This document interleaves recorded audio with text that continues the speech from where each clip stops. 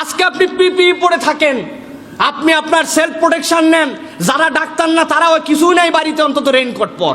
মহিলা রেইনকোট পরে ঘুরে বেড়াচ্ছে বাহিরে, মুখের মধ্যে ডবল মাস্ক দিছে, মাথার মধ্যে টুপির মতো সবুজ সবুজ কিছু দিছে কিনা।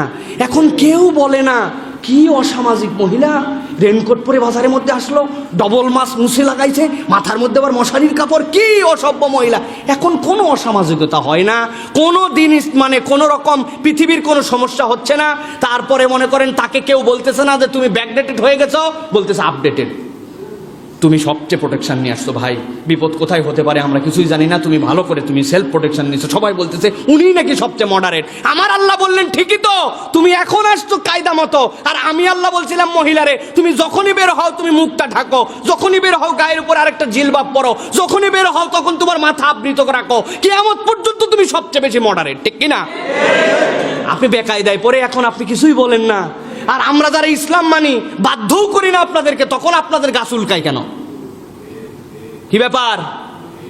টুপি পরলে আপনি আমাদের মোল্লা বলেন, টিটকারি করেন, এখন দেখি আপনি মশারির টুপি পরেন, তার থেকে ভালো টুপি তো আমি পরি। আমরা তো আপনারা বাধ্য করি নাই ভাই, কোনোদিন বলি নাই পরাই লাগবে টুপি, না পরলে তোর ইমানই নাই বলছি আমরা। কিন্তু যারা পরে তাদের সাথে টিটকারি মারেন কেন? আমরা তো এখন আপনাদের সাথে টিটকারি করি না, বরং আপনাদেরকে বলতেছে বাহ বিউটিফুল, আপনি হেভি প্রোটেকশন নিয়ে রাখছেন এইটা মশারি। কিন্তু জেনে রাখেন ওই মশারি একবার পরার পরে ফেলে দেওয়া লাগবে, ওইটার মধ্যে যে জার্ম ঢুকবে ওইটা যদি না ধন তো আপনার শরীরের সাথে আর উল্টা জার্ম ঘুরে বেড়াবে। আর রাসূলুল্লাহ সাল্লাল্লাহু আলাইহি ওয়াসাল্লাম বলেন নাজাফাতের শিক্ষা দিয়েছেন, তুমি এটা ধোও, তুমি পরিষ্কার করো, তোমার মাথার মধ্যে দিয়ে মশাই করে হাত ধুয়ে ফেলো, যদি মাথার মধ্যে কিছু নাও থাকে তো জার্ম উঠলে যেন সেটা ধুয়ে যায়, বাথরুমে গেলে মাথার মধ্যে কাপড় দিয়ে যাও। হযরত ওমর রাদিয়াল্লাহু তাআলা হযরত আবু বকর থেকে আসছে, ইসলাম এইগুলো শিক্ষা অনেক আগে দিয়েছে প্রিয় ভাইয়েরা।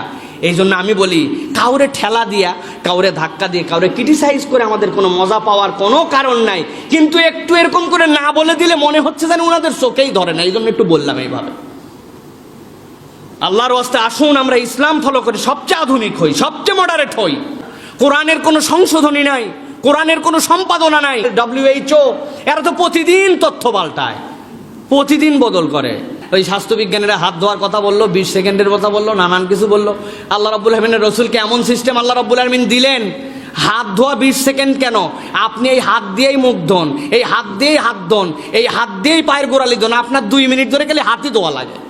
আল্লাহ বলতেছেন আমার এটার মধ্যে সবচেয়ে সম্পাদনার অযোগ্য বিধান তোমাদেরকে দিয়ে দিছি, যেটার মধ্যে বিউটিফুল সকল কনসেপ্ট দেওয়া আছে, তুমি এটাকে গ্রহণ করো, তাহলে তোমার জন্য মুক্তি নিশ্চিত। তাছাড়া প্রত্যেক দিন নতুন নতুন বিধান দেওয়া লাগবে। কয়েকদিন আগে বললো 1 বছর থাকবে, গতকালকে আবার বলছে না 3-4 বছর থাকবে।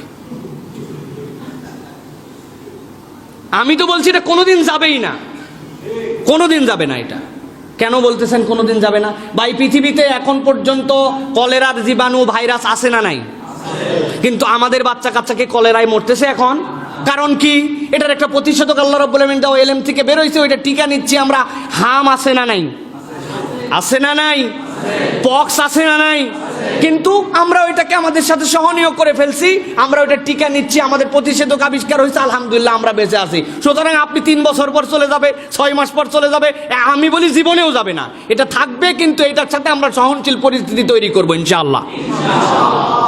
প্রিয় ভাইয়েরা, আজগবি এই সকল থিওরি সব জায়গায় চলতেছে আমাদের, কিন্তু যে আল্লাহ রাব্বুল আলামিন কোরআনকে অথেন্টিক করলেন সেই থিওরি আমরা কলিজার মধ্যে ধারণ করতে পারি না।